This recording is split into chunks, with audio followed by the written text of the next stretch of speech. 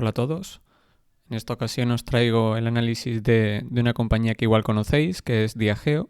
Es una compañía que podríamos encuadrar, o al menos yo podría encuadrarla en esta tipología de compañías que casi siempre son intocables, en el sentido de que nunca les sucedía nada malo y todo eran años de crecer y crecer sin interrupción, con buenos márgenes de rentabilidad y ninguna pega. Y claro, cotizaban a múltiplos de valoración muy elevados que descontaban la perfección a futuro. Yo nunca me he sentido cómodo con las compañías en las que pienso que se descuenta que todo va a ir fenomenal a futuro y que nunca van a tener ningún bache, porque al final la mayoría de compañías acabas descubriendo que a verdadero largo plazo acaban teniendo algún bache en algún momento. Y bueno, por fin parece que después de mucho crecimiento y de irle todo fenomenal, pues se ha tenido este año y el año pasado, en 2024, un pequeño bache. Que bueno, ahí entrará la parte subjetiva de si reflexionamos sobre si es un bache temporal o es algo permanente. Y nada, vamos a analizarla para ver si nos interesa o no. Si verdaderamente es un negocio tan bueno como se descontaba antes. Entonces, como podéis ver en pantalla, es una compañía de bebidas alcohólicas, de destilados. Posee marcas líderes a nivel mundial, luego las vamos a ver en mayor profundidad. Y luego, interesantemente también, como podéis ver en pantalla, pues tenéis ahí a Moet Hennessy, que es la filial de bebidas de Louis Vuitton, del holding Louis Vuitton, LVMH. Y así pues Diageo tiene un 34% de esta filial de Louis Vuitton, que tiene marcas de champán como Moet Chandon, como Dom Perignon. Ya vimos en el análisis de Laurent Perrier que es muy complicado el competir contra los gigantes, ¿no? Siendo una compañía entre comillas mediana o pequeña en ese negocio del champán francés. Y luego veremos los resultados de esta filial, y si los comparáis con los resultados de Laurent Perrier, pues veréis que ser el número uno pues también tiene sus ventajas y que sí que se merece una prima de valoración respecto al grueso del pelotón como Laurent Perrier. Tiene negocios sobre todo de destilados y bueno, también tiene Guinness, ¿no? que veremos ahora en mayor profundidad. Vamos a analizar esta compañía en dos vídeos, en dos partes. Hoy vamos a ver el grueso del análisis. Como se estaba haciendo muy largo las diapositivas, ya lleva como 30 o 40, digo, oye, esto se me va a ir de las manos porque todavía no había incluido la historia y los riesgos de la compañía. Así que lo que vamos a hacer es ver hoy todo menos la historia y los riesgos de la compañía que os traeré en el próximo vídeo. Así que nada, vamos a ello. Vamos a empezar viendo su portfolio de marcas de bebidas, porque al final habrá quien sea más aficionado a este tipo de bebidas y quien no. Yo personalmente pues soy muy sencillo. Cuando salgo con los amigos me gusta en general la cerveza. Y bueno, de cerveza sí que sé un poquito más, pero de estos destilados no tanto. Entonces sí que me ha venido bien el investigar y creo que puede ser un resumen que os venga bien a quien de vosotros no conozcáis mucho las particularidades de las marcas de este holding, ¿no? Bueno, en primer lugar tenemos el whisky escocés, que representa concretamente el whisky de Escocia, el 24% de los ingresos de Diageo, esto en 2024. Y bueno, como particularidades del whisky escocés, pues lógicamente solo se puede elaborar en Escocia. Esto es parecido al champán en ese sentido. Tiene sus ventajas y sus inconvenientes. Debe madurar un mínimo de 3 años en barrica de roble. Esto tiene sus ventajas porque te permite que si llevas a cabo una maduración de un periodo de tiempo más prolongado, pues puedas vender unas submarcas de tu propio whisky escocés más caras, ¿no? Porque son más premium, y irte a segmento de super premium, ultra premium o incluso de luxury, ¿no? De lujo. Pero bueno, también tiene la parte negativa, como vimos en Laurent Perrier con el champán francés, de que, claro, tienes que acumular mucho inventario y tienes que invertir. Si tú dentro de X años quieres vender marcas muy premium de whisky escocés, pues tienes que empezar hoy ya a madurar esta bebida, ¿no? Para a largo plazo poder venderla. Entonces acumulas mucho inventario. Y luego su graduación debe tener un mínimo de 40 grados. Entonces, en principio no vamos a ver ningún whisky escocés que merezca tal nombre que sea de una graduación menor a 40 grados. Como marca principal del grupo de Diageo en materia de whisky escocés, pues tenemos Johnny Walker, que seguro que os sonará. Posee sus marcas posicionadas en el segmento estándar, que sería entre 15 y 25 dólares la botella. Aquí tendríamos Johnny Walker Red Label, que es un poco, tienen etiqueta roja, etiqueta negra, etiqueta azul, verde, dorada, etcétera. Pero bueno, básicamente lo interesante es que, como os he comentado, el whisky escocés se presta a una maduración que como mínimo va a esos 3 años, pero puede estar muchos más años, y así pues tenemos submarcas entre 15 y 25 dólares de Johnny Walker, entre 25 y 40 dólares, por ejemplo la etiqueta negra, y luego también tiene etiqueta, por ejemplo la etiqueta azul, que se puede ir a más de 250 dólares la botella. Entonces, bueno, eso tiene la parte chula. Luego otra marca interesante de whisky escocés, de Diageo, que seguro que en España, al menos a mí sí que me sonaba mucho, era JB. Es una marca, podríamos decir, más popular de whisky escocés. En su segmento value de menos de 15 dólares, pues se presta más a los combinados, ¿no? de los jóvenes. Tiene también submarcas en el segmento estándar, entre 15 y 25 dólares. Y luego también submarcas en el segmento premium de entre 25 y 40 dólares. Pero bueno, se podría decir que es un whisky muy consumido a nivel mundial, pero menos premium que la media de los de Diageo. Y finalmente, creo que es el último, dentro de los whiskies escoceses, tiene más marcas, pero por destacar las más interesantes o importantes, aquí se me ha pasado el cambiarle la fotografía por lo que veo, es el whisky Buchanan's. No sé si se pronuncia Buchanan's o Buchanan's, me imagino que será Buchanan's, que es un escocés, un whisky escocés líder en Latinoamérica en su categoría, que está pues de premium para arriba, es decir, de entre 25 y 40 dólares tiene algunas marcas, submarcas, y luego también tiene otras submarcas de Buchanan's en Latinoamérica entre 40 y 100 dólares, super premium, y también lujo, segmento lujo de más de 250 dólares. Entonces, bueno, no tiene tanto volumen como tiene a lo mejor un Johnny Walker o un JB, pero sí que se vende muy caro y por tanto tiene buenos márgenes de rentabilidad. En cuanto a la cerveza, pues Diageo posee Guinness, que al final Guinness es como decir Irlanda.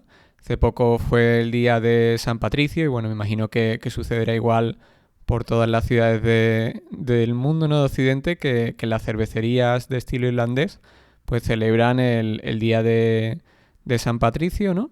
Y allí todo es Guinness. Tienes las marcas sobre todo la de cerveza Stout, ¿no? La cerveza, la que es líder en la cerveza negra o cerveza oscura de Guinness.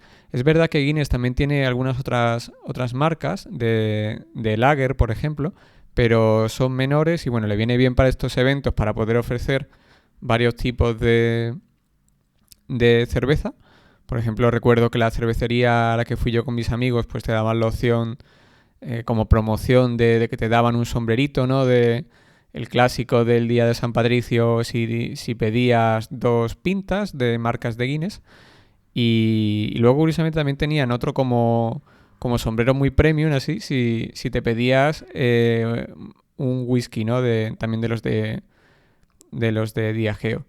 Yo, fijaos si estaba perdido con esta compañía, que no la había investigado antes, que pensé, anda, mira, que Guinness también tiene marcas de whisky. Claro, no sabía yo que Guinness era de Diageo, que precisamente en lo que destaca es en whisky. Entonces, bueno, es una marca irlandesa en el segmento premium en el sentido de dentro no se aplican los mismos rangos de precios que en destilados, pero bueno, sí que está por encima de la media, ¿no? Siempre la vais a encontrar a precios más elevados que una Heineken, una Estrella Galicia, una Cruzcampo, un poco más premium. Entonces es una marca muy potente y muestra de ello es que, por lo que he podido descubrir, pues hay incluso colecciones de moda en las que se ha licenciado la marca Guinness, es decir, que compañías de moda pagan a Diageo royalties por utilizar la marca Guinness en sus colecciones de ropa. Bueno, no es algo significativo, pero es algo subjetivamente curioso.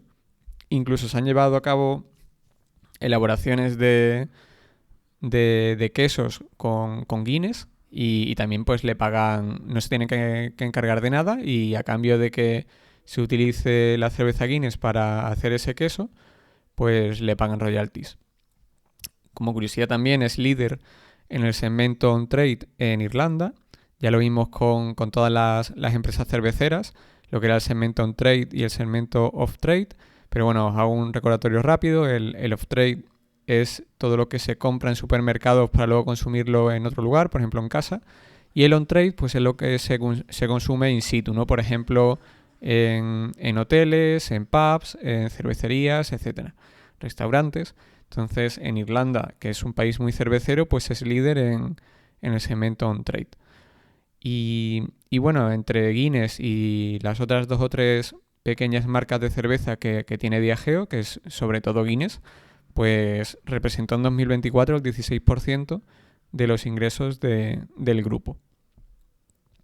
Respecto al vodka, pues la marca más destacada, que no la única, de Diageo es Smirnoff. Smirnoff es líder mundial en vodka premium, a lo mejor no tanto en vodka en un segmento un poco más bajito, que a ellos sonarán otros, pero en vodka premium de $25 para arriba sí que es líder. Pues es un vodka obviamente de origen ruso. El vodka llegó a estar monopolizado por la aristocracia zarista hasta que en 1917 pues, se produjo la revolución bolchevique. Pues resulta que el fundador de esta marca, Vladimir Smirnov, pues tuvo la suerte o la sapiencia, ¿no? de huir del país, de Rusia, para luego generalizar la producción en Occidente de su whisky Smirnoff. Hay que decir que en Rusia la marca que se utilizaba no era Smirnoff, acabado en FF, sino Smirnoff, acabado en OV, ¿no? Que es el apellido de este caballero. Pero bueno, actualmente, como veremos en el próximo vídeo, en la historia de Diageo, el grupo abandonó Rusia en los años, hace no mucho, de la guerra con Ucrania, pero en su momento pues también compró los derechos de la marca Smirnoff con OV para tener las dos en el país. Y bueno, al final pues los que no sabemos de vodka nos imaginamos que solo tienen el clásico sabor a vodka y bueno, no, al final Smirnoff tiene actualmente vodkas de sabores muy variados. Otros vodkas que ha ido adquiriendo la compañía Diageo y que son reseñables, que podemos hablar de ellos, son Ketel One y Ciroc. Ketel One y Ciroc son vodkas en las categorías premium y superiores a premium, es decir, de $25 para arriba, que es un poco lo que le gusta promocionar ahora o favorecer a Diageo en sus adquisiciones. Y bueno, el vodka pues representa para Diageo un segmento importante, con un 9% de las ventas en 2024. Tanto la cerveza como el vodka tiene la particularidad de que no hay que madurarla mucho en barriles de roble y nada parecido como es el caso del whisky. En general esto suele suceder en los destilados oscuros, no en los blancos. Pero bueno, pros y contras, porque luego no es tan fácil el vender súper caro un vodka. También algunos se vende, pero bueno. En el segmento, en la división de los rones, pues destaca en primer lugar el ron Captain Morgan, ¿no? El Capitán Morgan, Es el segundo ron más consumido en Estados Unidos y uno de los líderes a nivel mundial. Que decir, como luego veremos, que Estados Unidos es la división más rentable de destilados en todo el mundo y en la que más dinero gana Diageo. Y bueno, el Captain Morgan posee sus marcas en el segmento estándar entre 15 y 25 dólares, en el Premium entre 25 y 40 dólares y también incluso tiene alguna edición de Super Premium entre 40 y 100 dólares. Es un ron especiado, ¿no? Y luego también tiene alguna variante de ron blanco y de ron oscuro. Es decir, que está en diferentes categorías, pero es más conocida por la versión especiada. Y luego también una adquisición relativamente reciente de Diageo interesante es el ron Zacapa, que es un ron guatemalteco. No significa que tenga las ventas concentradas en Guatemala, sino que se produce allí, pero se vende por todo el mundo. Y este concretamente pues posee sus marcas en el segmento Super Premium, la más baja que tiene Super Premium, entre 40 y 100 dólares, Ultra Premium, entre 100 y 250 dólares, algunas botellas de Zacapa, y también tiene algunas submarcas de lujo que se venden por más de 250 dólares. Y bueno, en este sentido el ron representó en 2024 el 5% de las ventas de Diageo. Respecto a otras tipologías de whiskies, destaca en Diageo el whisky canadiense y el norteamericano. Y las marcas concretamente que destacan aquí pues son Crown Royal y Bulleit. Crown Royal lidera a nivel mundial en la categoría de whisky canadiense premium, es decir, entre 25 y 40 dólares la botella. Y luego Bulleit es una marca de whisky de Estados Unidos presente tanto en la subcategoría de bourbon como en Rie. Esto, por ejemplo, pues no sabía que el bourbon era de Estados Unidos, pero no sabía que había varias categorías allí para sus whiskies. Y bueno, al final el whisky norteamericano, que engloba tanto el de Canadá como el de Estados Unidos, representó en 2024 para Diageo un 8% de sus ventas netas. Ahí tenéis a la derecha la botella de Crown Royal, que la verdad es que impresiona el diseño tan lujoso que tiene. Vamos ahora al tequila. El tequila es la categoría de espirituosos de mayor crecimiento en Estados Unidos en la última década. Don Julio, que es propiedad de Diageo, es líder mundial en tequila super premium y de lujo. Es una marca muy muy potente. De hecho, el otro día os comentaba por Twitter que incluso es una marca que aparece en canciones, por ejemplo en alguna que otra canción de Leiva, ¿no? De este cantante tan conocido español. Y bueno, también tiene Diageo dentro de sus últimas adquisiciones de la última década, la marca Casamigos, que es un tequila en el segmento super premium, que viene creciendo estos últimos años incluso a triple dígito.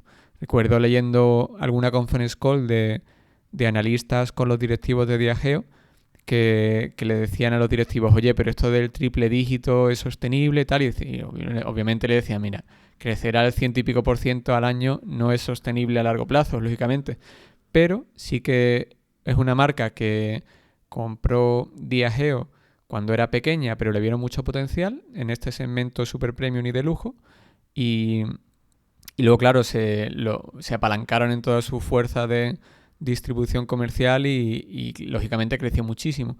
Pero bueno, el caso es que el tequila ha crecido muchísimo en Estados Unidos y de eso se ha beneficiado también mucho Diageo porque actualmente pesa un 11% de sus ingresos en 2024 y hace no mucho, luego lo veremos, pero creo recordar que era un 3% lo que pesaba a lo mejor hace 20 años. O sea que aquí en España a lo mejor no lo vemos tanto, o yo al menos no veo ese boom del tequila, pero en Estados Unidos desde luego sí que está muy muy de moda el tequila.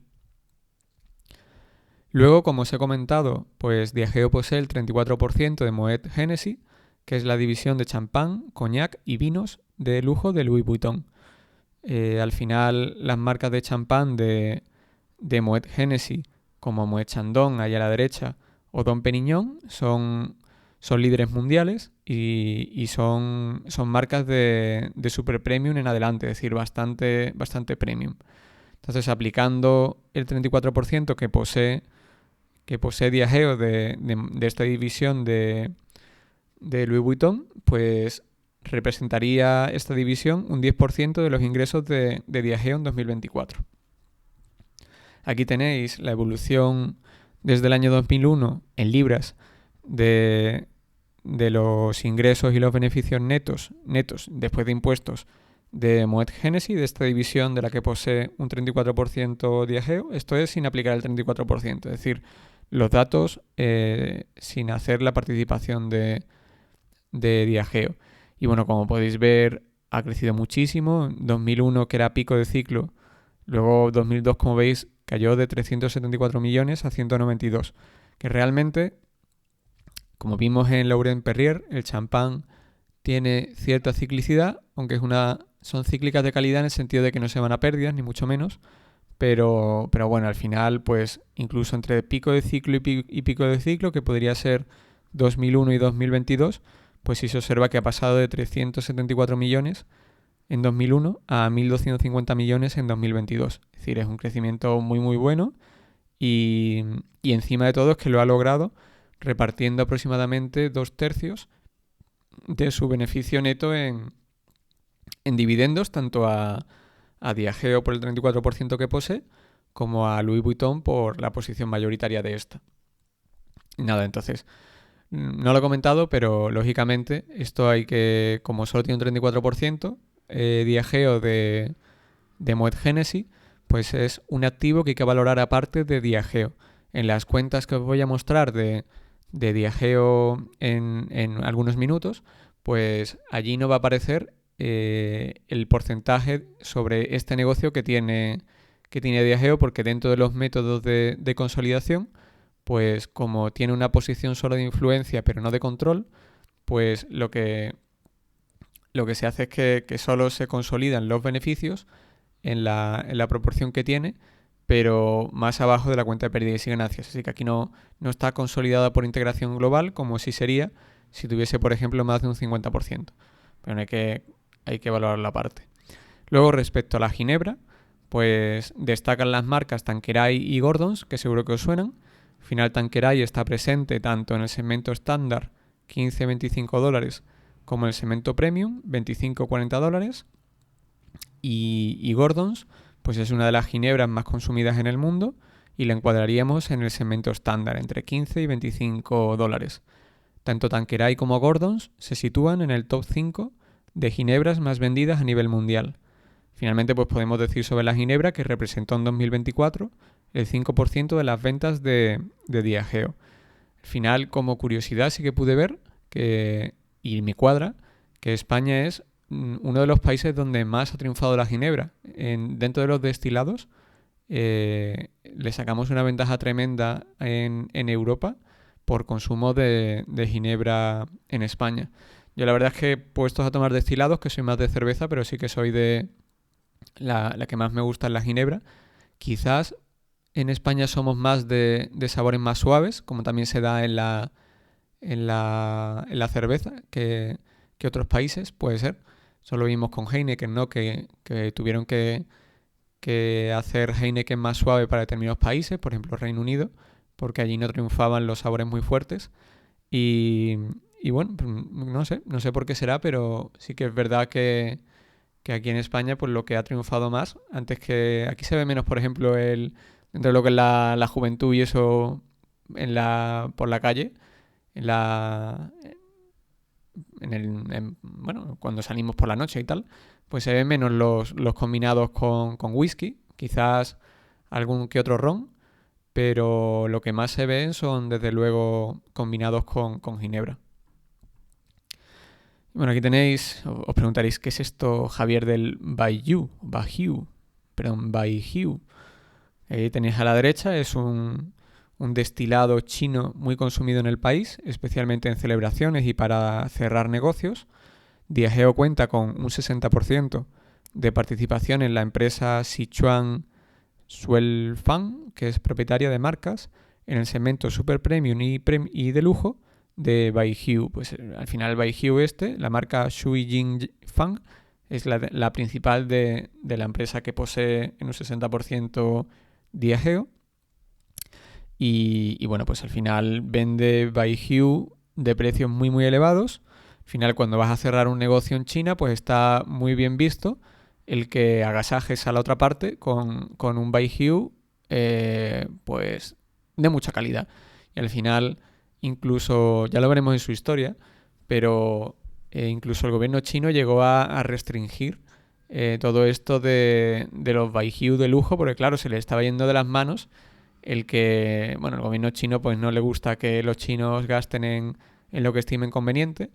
Y claro, que se gasten tanto dinero en destilados de lujo o en relojes de lujo y cosas así no le hace mucha gracia, quiere que lo dediquen a cosas más productivas.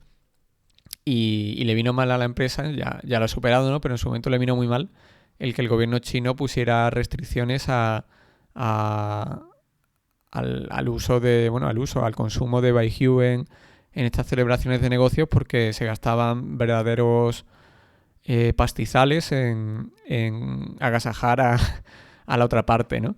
Y bueno, al final es un destilado con una graduación alcohólica muy elevada, entre 40 y 60 grados, por lo que he podido leer, y que se bebe en vasos muy pequeños con la comida. Es decir, poca cantidad, pero de una muy alta graduación. Y, y bueno, concretamente esta de Diageo, pues está en el segmento muy, muy caro, ¿no? Como os he comentado, tiene el 60% de la misma, tiene una posición, por tanto, de control. Bueno, de control. Se podría decir que el gobierno chino al final es el que tiene la última palabra, pero bueno, contablemente se consolida por integración global, es decir, toda la cuenta de pérdidas y ganancias y el balance pues se traslada directamente a las cuentas de Diageo, y luego en las participaciones minoritarias pues se resta abajo del todo de la cuenta de pérdidas y ganancias la parte que no posee Diageo concretamente, este 40%. Hay que tenerlo también en cuenta. Otra empresa que está en la misma situación pues es la filial, por así decirlo, de Diageo en la India, que es United Spirits Limited o USL. Al final Diageo ha ido ampliando poco a poco participación en esta empresa india y actualmente posee el 56% de USL, una cotizada de bebidas alcohólicas, cita en la India.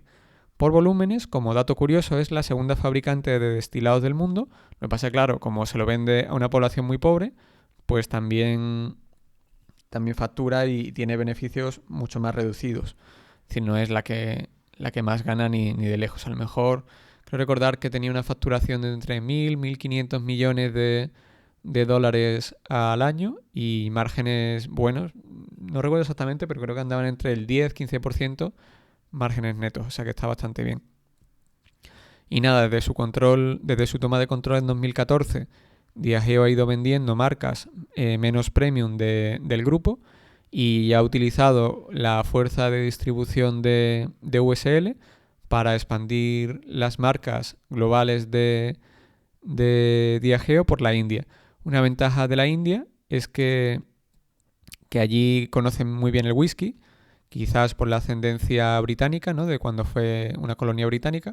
Y entonces lo bueno que tiene es que para venderles a los hindúes las marcas de whisky de Diageo, las globales, las que hemos visto, pues Johnny Walker, JB y todas esas, pues ellos ya conocen el producto y no es como otros países tipo China o de África que tienes que primero introducirles a qué es eso del whisky. Y nada, actualmente está en máximos históricos de beneficios y tiene caja neta, porque cuando llegó Diageo la compañía tenía mucha deuda, de hecho no ha dado dividendos hasta no hace mucho y ha ido dedicando todo ese dinero pues a modernizar todas las instalaciones, a devolver toda la deuda, etcétera. Y bueno, la verdad es que creo recordar que cotizaba, así viendo las cuentas sobre el papel, a PER 10, a PER 11, 12, o sea que podría ser interesante, eso sin contar la caja neta. O sea, la verdad tampoco he hecho muchos cálculos, pero podría ser interesante el analizarla en alguna ocasión como forma de conseguir exposición a la India a un precio razonable, porque yo he visto compañías en países como la India que está muy bien, pero que cotizan a PERs de 40, 50, 60, que bueno, no es que no se pueda invertir en ellas, cada uno tiene su estilo, pero yo personalmente no me gusta comprar compañías a múltiplos de valoración muy elevados. Alguna excepción, quién sabe, si crece al 40%, pues no me importa pagar per 40, pero normalmente me cuesta.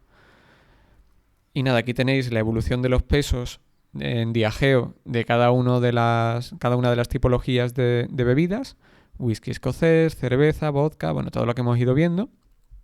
Como veremos en su historia, ya para 2016 no tenía presencia en vino porque vendió todos los negocios de vino, más allá de los que poseen directamente a través de Moet Hennessy.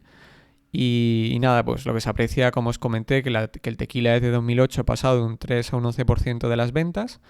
La cerveza ha bajado de un 21 a un 16, en parte también porque ha ido vendiendo marcas de cerveza, pero bueno, yo creo que también porque a pesar de que ha aguantado bien la cerveza de Diageo, la Guinness, pero el crecimiento tan saludable y próspero que ha tenido categorías como el whisky escocés, el vodka, ron, etcétera, los destilados en general, pues no lo ha tenido la cerveza. Pero bueno, se ha quedado con la marca más top de su portfolio, ha ido vendiendo el resto. Y nada, es una estrategia diferente a la que hacen, por ejemplo, grupos cerveceros como Heineken, que es más a lo bruto de comprar cuantas más mejor para tener más economías de escala. Aquí la escala no es tan importante, lo es, pero no tan importante. Y lo que buscan es el lujo, el premium y el super premium, que es lo que cada vez se lleva más. Aquí tenéis una diapositiva muy interesante de la última presentación de Diageo. A la derecha, bueno, dentro de lo que es el whisky escocés, pues las diferentes categorías que os he ido comentando. Todo esto son marcas de whisky escocés del grupo.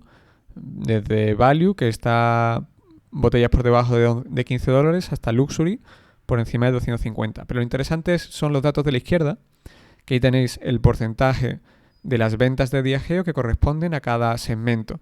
Y lo interesante es que si dejamos las categorías de estándar y de value, que son las de menos de $25 la botella, fuera de la ecuación, pues podemos ver que el 38% están en estas categorías, luego el 62% de todas las ventas de Diageo están en los segmentos Premium, Super Premium, Ultra Premium y Luxury.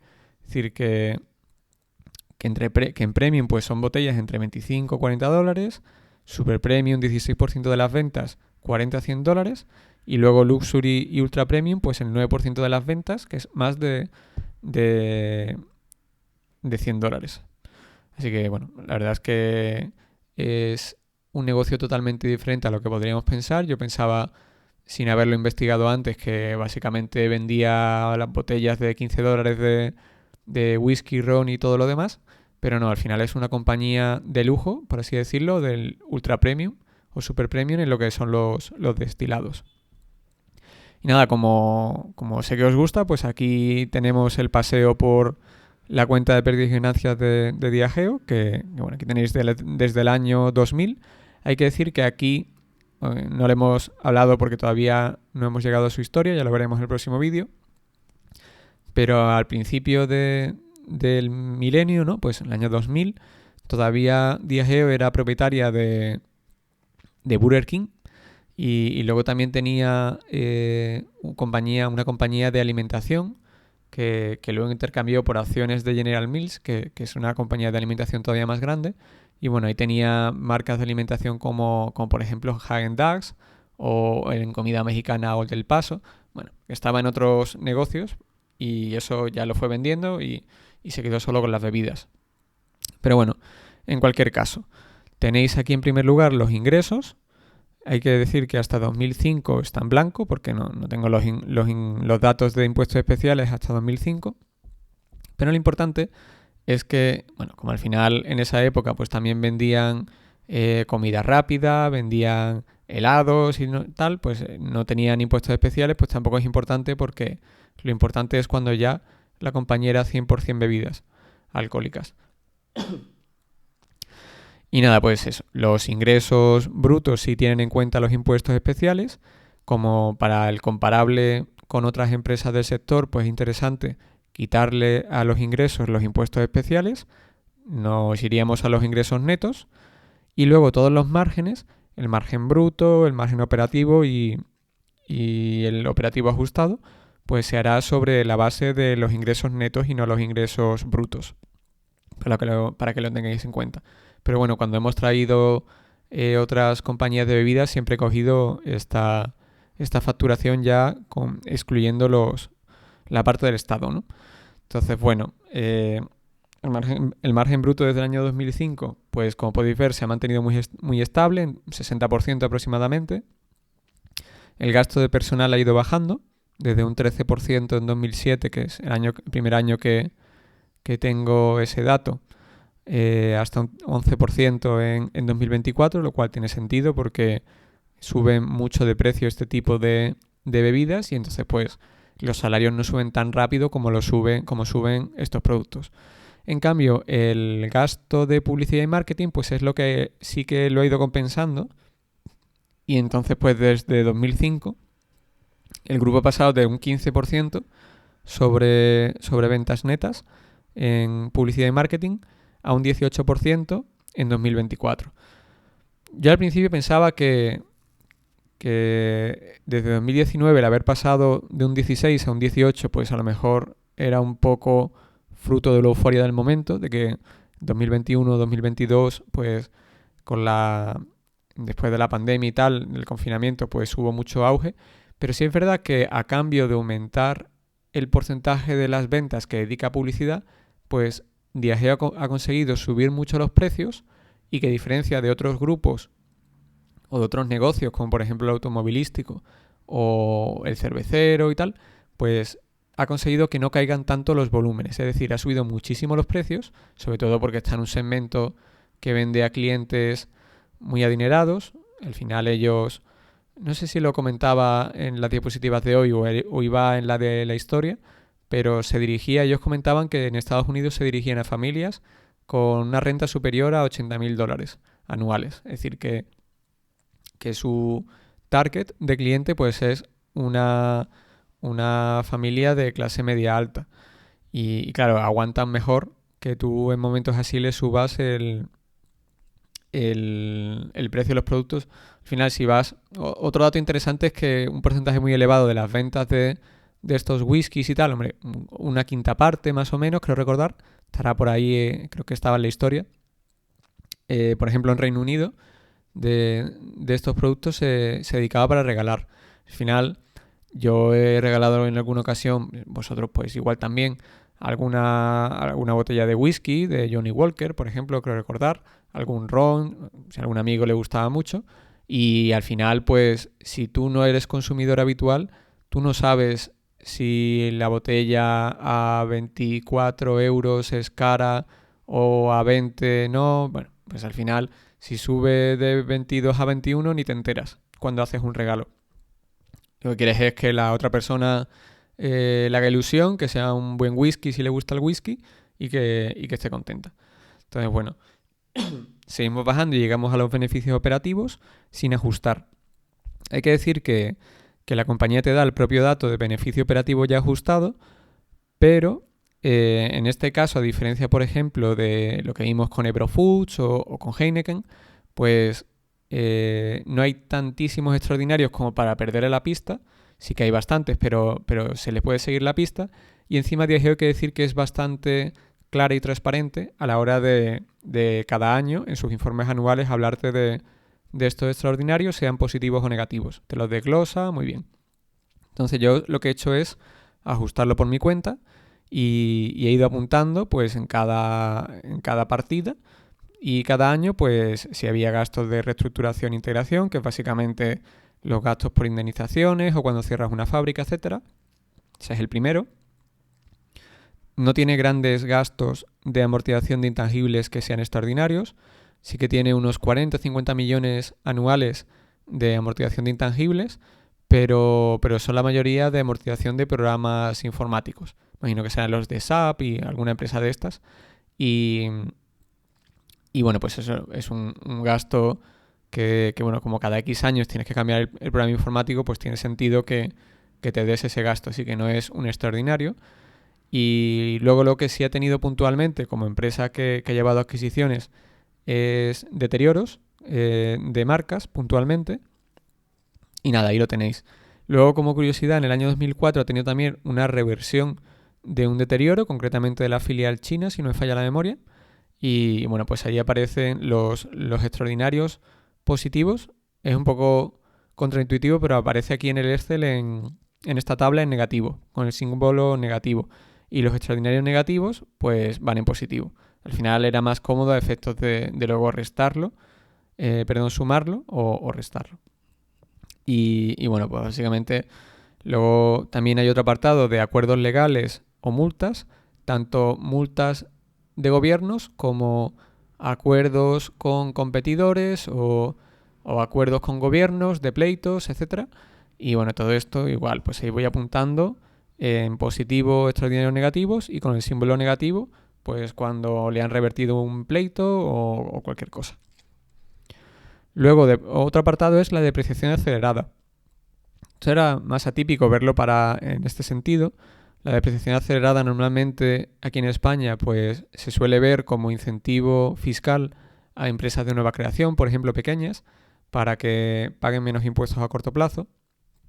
Pero en el caso de Diageo, pues cuando se la daba era por cerrar fábricas. En vez de me he gastado 30 millones para cerrar una fábrica y me doy el gasto, que es un extraordinario negativo, pues ellos lo que hacían era que se daban 30 millones de depreciación acelerada, el activo pasaba a valer cero y llegaron al mismo sitio pero con otro nombre.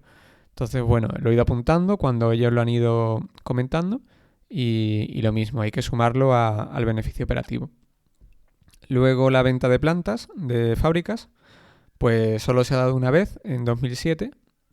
Esto lo vimos, por ejemplo, en Eurofoods, que en Sevilla, que después de desmantelar una fábrica, pues la vendieron a un competidor interesado, pues todo lo mismo. En el año 2007, pues tuvo una ganancia de 40 millones y por eso va ahí en negativo, porque hay que quitárselo al beneficio operativo antes de ajustes.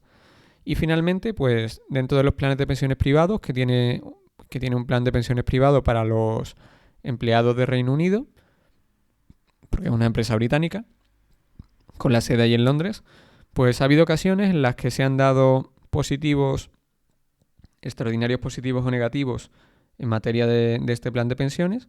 Y bueno, cuando aparece el símbolo negativo, como os he comentado, es un extraordinario positivo, por revalorización, por ejemplo, de los activos de este plan de pensiones privado.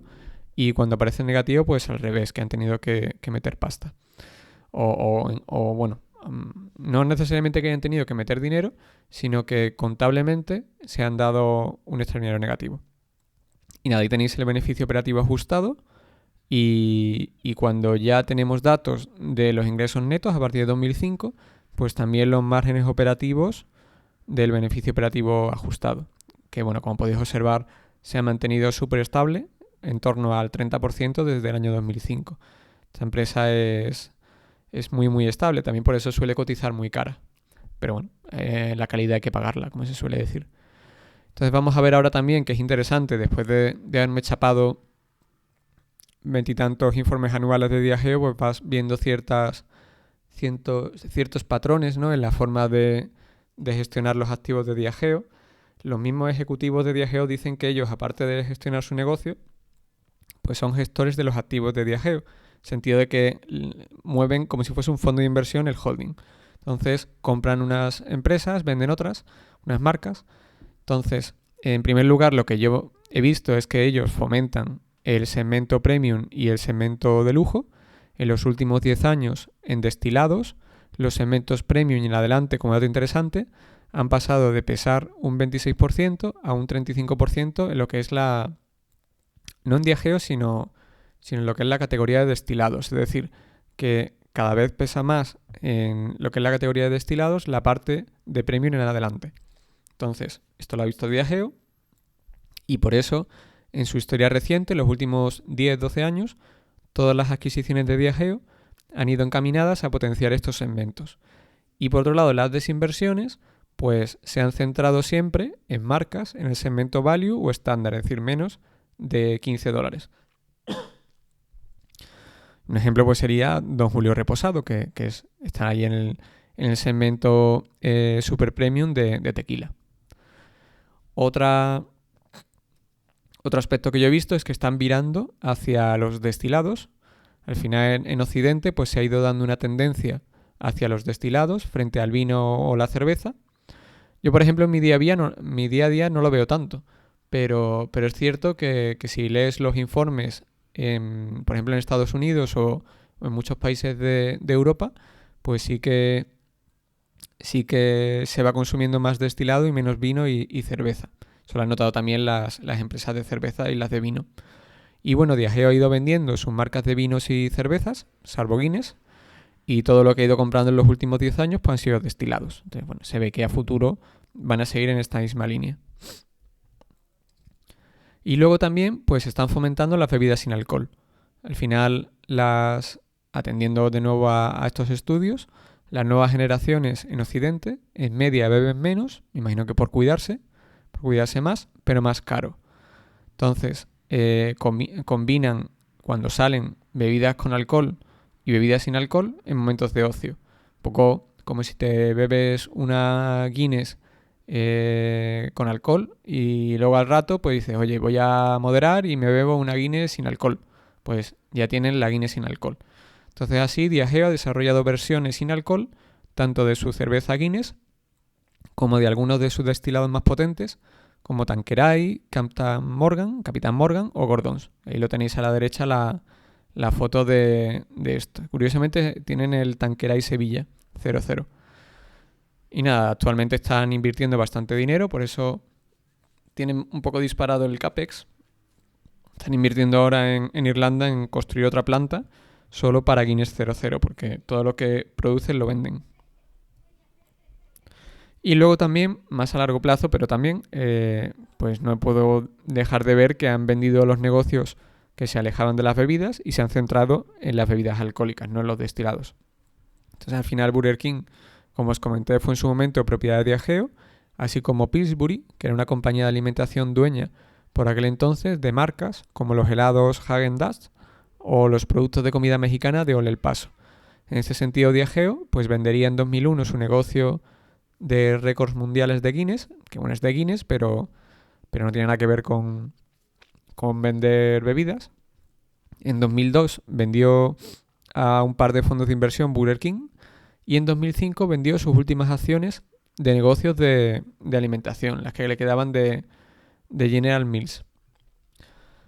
Y también he podido ver que en Diageo pues, van fomentando regiones más prósperas, ¿no? A diferencia, por ejemplo, de Heineken, que sí que fomentaba mucho el ir a mercados emergentes, aunque hoy en día no fuesen muy prósperos, como África o Latinoamérica, pues en los últimos 10-12 años sí que he podido ver yo que Diageo no ha llevado a cabo ninguna adquisición en África y en Latinoamérica y Caribe solo una.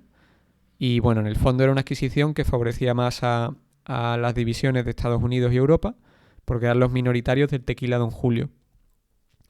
Por otro lado, pues sí que ha invertido mucho en Estados Unidos y en Asia, sobre todo en Asia, y dentro de Asia pues ha invertido en Filipinas, en la India, en China y en Vietnam, que al final pues tienen, digamos, una clase media que crece muchísimo más rápido que lo que crece la clase media en lugares como Latinoamérica o África. Al final ellos, como os he comentado, parten o quieren aspirar a vender de $25 la botella para arriba y eso no lo puede pagar todo el mundo. Aquí tenéis la evolución, vamos a ver un poco de análisis cuantitativo, ¿no? La evolución por geografías de Diageo, en este caso ventas netas, es decir, ya excluidos los impuestos especiales al alcohol.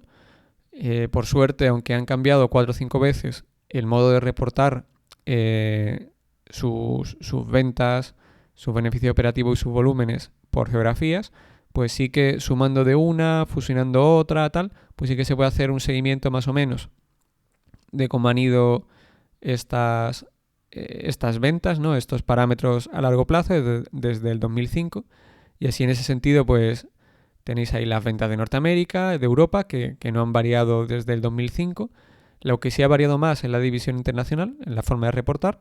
Pero bueno, sí que tenemos las ventas de todo lo que no es Norteamérica y Europa desde el año 2005. A partir de 2012, pues también tenemos por separado cómo ha ido Asia-Pacífico más Oriente Medio, que es una división, Latinoamérica más Caribe, que es otra, y África finalmente. De sentido, pues se observa que bueno, en verdad vamos a ver mejor los beneficios operativos, que ahí se ve mejor. Esto es lo mismo. Entonces ya beneficio ajustado, pero en este caso ajustado por la propia Diageo, no es mi ajuste. Aquí, como podéis observar, lo que peor ha ido es Latinoamérica y África. Latinoamérica en 2012 pesaba un 11%, 2024 un 8%. Que también es verdad que apenas se han llevado a cabo adquisiciones, es decir, que ha conseguido, se podría decir, empatar. Gana un poco lo mismo en Latinoamérica hace 12 años. Y en África sí que ha sido un desastre y ha pasado de un 11% de los beneficios a un 2% en 12 años. Es verdad que en África no se ha llevado a cabo ninguna adquisición. Asia-Pacífico más Oriente Medio, pues sí que ha ido muy bien, ha tenido crecimientos muy buenos, pero se ha invertido también casi 3.000 millones de libras en comprar compañías en esta división. Europa, pues bueno, desde 2012 sigue ganando casi lo mismo, un poquito más, pero bueno, también es verdad que no se ha invertido mucho en Europa por Diageo. Diageo ha favorecido, como os he comentado, Norteamérica y Asia-Pacífico y Oriente Medio, que son las que, bueno, se ve que en Norteamérica desde el año 2005 al 2024 pues ha multiplicado por 3,5 veces los beneficios operativos. Y Europa pues no ha llegado ni a doblar. Entonces, bueno, al final lo que más favorecen es Asia y Norteamérica, que yo creo que con buen criterio. Lamentándolo mucho, porque ojalá Europa fuese aquí un tiro, pero bueno, lo cierto es que estamos un poco languidecientes. Y aquí pues finalmente pues tenéis la evolución por geografía de los volúmenes, que más o menos se pueden seguir en la misma línea de las ventas netas y el beneficio operativo ajustado. Nada, aquí sí que es curioso que, fijaos que África representa el 14% de los volúmenes, pero solo el 2% de los beneficios operativos. Al final, lo importante es también el mix de precios al que vendes tus productos. Respecto al equipo directivo y la alineación de intereses en Diageo, pues aquí tenéis a la nueva CEO de Diageo, que es Debra Crew, desde 2023. La verdad es que tiene un perfil profesional interesante. A mí me ha gustado, la verdad, así sobre el papel. Su primer trabajo fue de oficial de inteligencia en el ejército de Estados Unidos. Desde allí la ficharon en diferentes puestos directivos, pues ha sido presidenta, CEO de diferentes empresas. Ha estado en Kraft Foods, de alimentación, ¿no? Dueña de Ketchup Heinz y otras marcas de alimentación. En Nestlé, en Mars, en la chocolatina Mars, y en Reynolds Tobacco, que bueno, ya analizamos. Al final, pues eso, ha tocado todos los palos en estos negocios que por lo general son polémicos, ¿no? Al final la comida menos saludable, con las chocolatinas de Mars o el ketchup, el chocolate de Nestlé, el café, el tabaco de Reynolds y ahora el alcohol de Diageo, ¿no? Bueno, desgraciadamente llegó a CEO porque falleció el antiguo CEO, que bueno, era un señor británico que habían nombrado caballero porque siempre parecía como ser tal. Y bueno, al final tiene buena pinta. Tampoco tengo mucho criterio más allá de haber visto su currículum vitae y alguna que otra entrevista para dar esta valoración, pero bueno, a mí a priori me gusta esta CEO. A ver qué tal lo hace. Luego, respecto a la alineación de intereses entre los directivos y los accionistas, pues hombre, no hay accionista de referencia en Diageo, lo cual a mí no me gusta. Personalmente me gustan las empresas con accionistas de referencia, aunque por ser justos, la inmensa mayoría de cotizadas no tienen accionistas de referencia, entonces llega un momento que tienes que bajar un poco el listón. Entra en juego entonces los bonus de los directivos.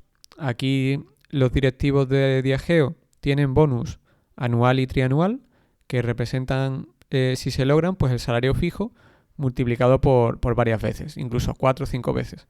Entonces, se puede decir que están muy motivados para cumplir lo que sea que les pida los bonus. ¿Y qué tienen que conseguir para lograr los bonus? Pues bueno, al final los incentivos a un año para los ejecutivos de Diageo tienen en cuenta el crecimiento de las ventas netas sin impuestos y los beneficios operativos ajustados y los bonus a largo plazo o a 3 años tienen en cuenta el flujo de caja libre, los beneficios operativos ajustados, las ventas netas y el retorno total del accionista en comparación a competidores. Entonces, bueno, al final, a mí si me lo ponéis por separado, el hecho de que se incluyan las ventas y el beneficio operativo sin tener en cuenta las acciones de circulación, no me gusta, me parece peligroso, pero como hay otros incentivos, creo que estos sí compensan al hecho de que se incluyan las ventas y el beneficio operativo. Concretamente, pues el retorno total del accionista. Pues al final, el peligro de tener las ventas y el beneficio operativo a secas sin tener en cuenta las acciones en circulación es que los directivos se pueden poner a comprar compañías como locos a valoraciones estratosféricas y así conseguir sus bonus. Al final aumentas mucho el endeudamiento, pero las ventas y el beneficio operativo pues lógicamente van creciendo. Consigues el bonus.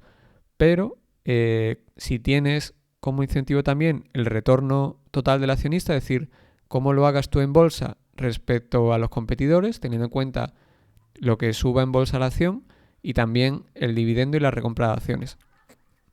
Entonces, bueno, en este caso, pues si haces malas adquisiciones, pues el mercado tenderá a no reconocértelo y no cumplirás este objetivo para conseguir el bonus del retorno total del accionista.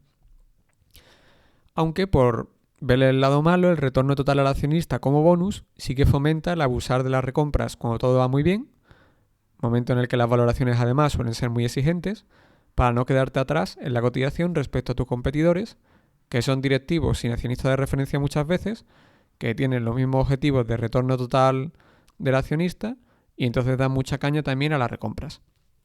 Entonces, al final, acabas dedicando mucho a recompras, aumentando el endeudamiento, ya que el mercado tiende a no perjudicar mucho a compañías que se pasan endeudándose y, en cambio, sí valoran a corto plazo los frutos de esa deuda, como el aumento del beneficio por acción, bien a través de adquisiciones o bien de recompras de acciones. Entonces, bueno, se podría decir que en resumen, la CEO, como os he comentado, a priori me gusta, atendiendo a su perfil profesional. Me gustan las empresas con accionistas de referencia, luego en este caso punto negativo. Y bueno, los incentivos de los bonus de Diageo, de los ejecutivos, son un arma de doble filo. Están bien en principio para la llevanza del negocio y para evitar malas compras, los actuales de Diageo, pero no me gustan en el sentido de que pueden incentivar a recomprar a lo loco en un momento de alta valoración, que es creo yo, lo que pasó en 2022, 2021, que se vinieron arriba, aumentaron mucho el endeudamiento y recompraron. Entonces, bueno, recompraron en pico de valoración y ahora no sé si ha caído un 50%, pues lógicamente es una empresa próspera y a muy largo plazo incluso a lo mejor crean valor con esas recompras.